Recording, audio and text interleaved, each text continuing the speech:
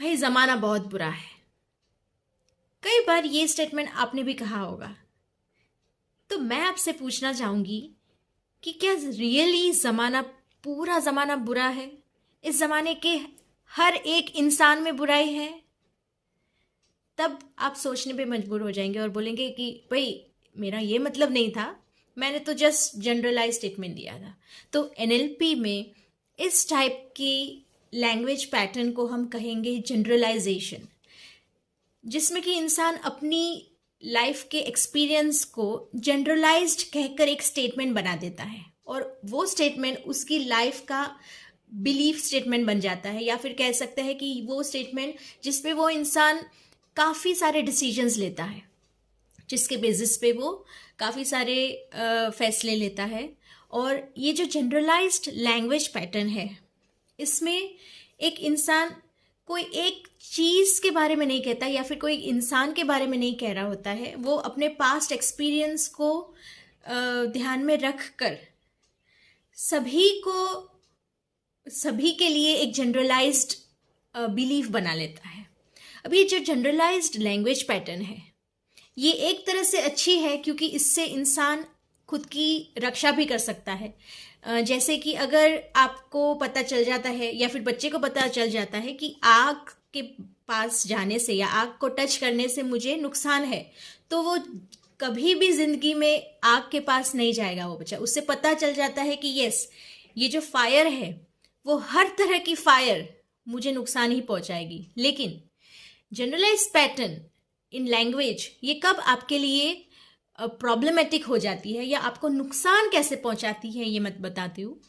जब लाइफ में आप किसी एक एक्सपीरियंस को लेकर सभी के लिए एक धारणा बना लेते हैं या एक बिलीफ बना लेते हैं, तो आपके लाइफ में आप नए रिस्क लेने से दूर भागेंगे। आपके लाइफ में नई पॉसिबिलिटीज होनी कम हो जाएगी।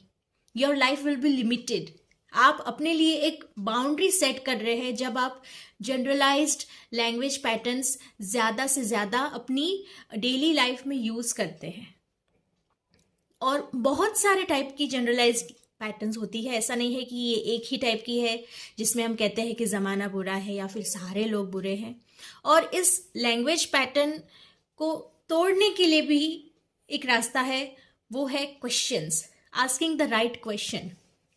जैसे कि मानो आपने कहा है कि फॉर एक पर्टिकुलर क्लास ऑफ पीपल आप अगर जनरलाइज स्टेटमेंट देते हैं और कहते हैं कि सारे मर्द खराब होते हैं, राइट? तो एक पर्टिकुलर क्लास जो है वो है for men, class of men. Then I will ask you that really each and every man is bad. तो आपको लगेगा नहीं नहीं, ऐसा मेरा मतलब नहीं था, लेकिन ज़्यादातर। फिर मैं आपसे पूछूंगी कि पूरी दुनिया में तो करोड़ों से भी ज़्यादा मेन है, तो उसमें से मेजॉरिटी? तो आप बोलेंगे नहीं नहीं, मेरा ये मतलब नहीं था कि ज़्यादातर मतलब उसमें से मेजॉरिटी। लेकिन कुछ, फिर कुछ में से आप थोड़े में आएंगे, फिर थोड़े में से आपको लगेगा कि नहीं, एग्जैक्टली तो सिर्फ वो एक ही इंसान जिसने मुझे हर्ट किया था, मैं उसी को ही बुरा कह सकती हूँ या कह सकता हूँ, बाकी के लिए I can not give that conclusion.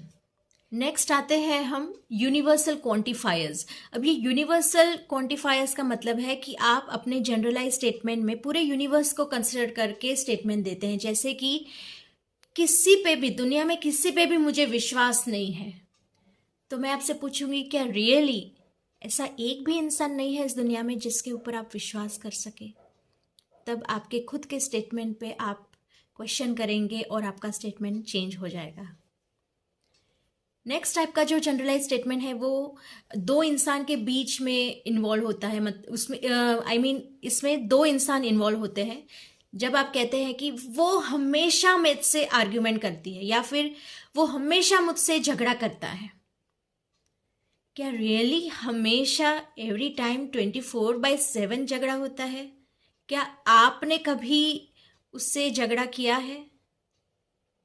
तो ये जो क्वेश्चन है, इससे आपको रियली लगेगा कि आप जो कह रहे हैं वो जनरलाइज स्टेटमेंट है, वो रियली लिटरली ट्रू नहीं है। लेकिन इस तरीके से जनरलाइज स्टेटमेंट बनाकर आप अपने माइंड में कोई स्पेस ही नहीं छोड़ रहे ताकि कोई नया ऑप्शन आए। You are already occupying your whole mind with this belief, generalise statement, ताकि और आगे पॉसिबिलिटी या सॉल्यूशन की कोई पॉसिबिलिटी ही ना रहे।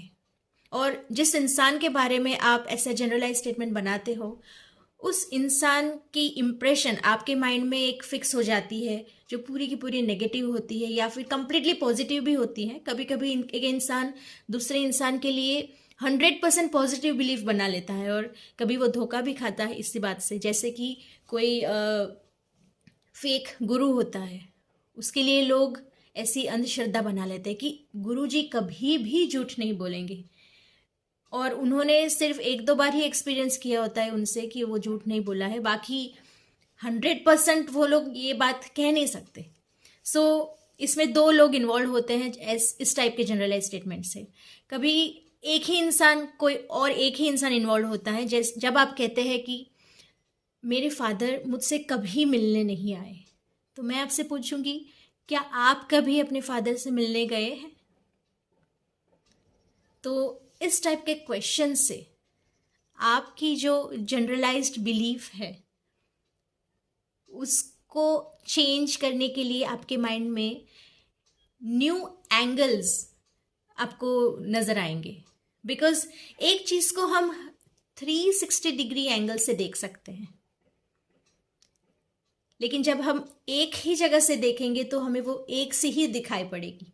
लेकिन अगर हम अपनी पोजीशन बदलेंगे तभी वो चीज़ हमें 360 डिग्री एंगल से अलग अलग दिखाई पड़ेगी, और मालूम पड़ेगा कि एक्चुअली हम क्या देख रहे हैं और हमें क्या देखना है, और क्या देखना हमारे लिए फ़ायदे कारक है। ये भी बहुत इंपॉर्टेंट पॉइंट है। कौन से एंगल से देखने से किसी भी इंसान को या किसी भी चीज़ को, कौन से एंगल से उसे देखने से हमारी लाइफ बेटर होगी। नेक्स्ट टाइप का जो जनरलाइज स्टेटमेंट होता है वो होता है कंपैरेटिव। मतलब कि आप जब कहते हैं कि अगर ये नहीं तो वो नहीं, अगर ये तो वो, मतलब if X then Y, if not X then not Y. मतलब कि अगर आप कहते हैं फॉर एग्जांपल कि अगर अच्छा परफॉर्म नहीं करेंगे तो लोग हमें पसंद नहीं करेंगे, तो मैं आपसे पूछना चाहूँगी कि आप क्या लोगों को तभी पसंद करते हैं जब वो अच्छा परफॉर्म कर रहे हैं? So this is a question to your hidden belief, and then after checking कि आपकी हिडन बिलीफ क्या है, it is possible that your generalise statement may change. दूसरे टाइप का जनरलाइज स्टेटमेंट है कि जब आप कहते हैं कि मेरी वाइफ मुझसे अब ज़्यादा प्यार नहीं करती पहले जितना, क्योंकि वो मेरे सामने देखकर बात नहीं कर रही। तो मैं आपसे पूछना चाहूँगी कि क्या आप जब भी आपकी वाइफ के सामने देखकर बात करते हैं तभी उसका मीनिंग ये होता है कि आप उससे प्यार कर रहे हैं, वरना आप नहीं कर रहे? या फिर कोई इंसान कहता है कि मेरी गर्लफ्रेंड मेरे सामने इस तरीके से देखती है, स्माइल करती है, ऐसे स्माइल करती है कि मुझे लगता है कि वो मुझ पे हंस रही है, and she does not love me any more. Then I ask you कि आप जब भी अपनी गर्लफ्रेंड के सामने स्माइल करते हैं तो क्या आप उस पे हंस रहे होते हैं तभी स्माइल करते हैं, या फिर आप हमेशा अपनी गर्लफ्रेंड के सामने स्माइल करते रहते हैं because you love her, to show that you love her? So इस क्वेश्चन से आपका जो जनरलाइज्ड बिलीफ स्टेटमेंट है उसको नई पॉसिबिलिटीज़, उसको क्वेश्चंस मिलते हैं नए, और उसकी जो बाउंड्रीज होती है वो चेंज होगी। जनरलाइज स्टेटमेंट जो है, जनरलाइज्ड लैंग्वेज पैटर्न जो है इंसान की, वो शुरू होती है उसकी बिलीफ से। और ये जो लैंग्वेज है, भले ही आप दूसरों से ना कहें, लेकिन ये लैंग्वेज आप खुद से तो कहते रहते होंगे अपने माइंड में। सबसे पहले आपने ये लैंग्वेज अपने आप को कही है, उसके बाद दूसरों के कानों पर पड़ी है। तो खुद के फायदे के लिए भी आपको अपनी खुद की भाषा को टेस्ट करना चाहिए, चेक करना चाहिए, और ये चेंज करते रहना चाहिए। And we need to see that Are we using more often the generalized language patterns? My next video हम डिस्कस करेंगे ऐसी 2 और language patterns. Apart from generalisation, लोग डिलीशन यूज करते हैं और डिस्टॉर्शन यूज करते हैं। इसे हम डिटेल में डिस्कस करेंगे इन द नेक्स्ट वीडियो।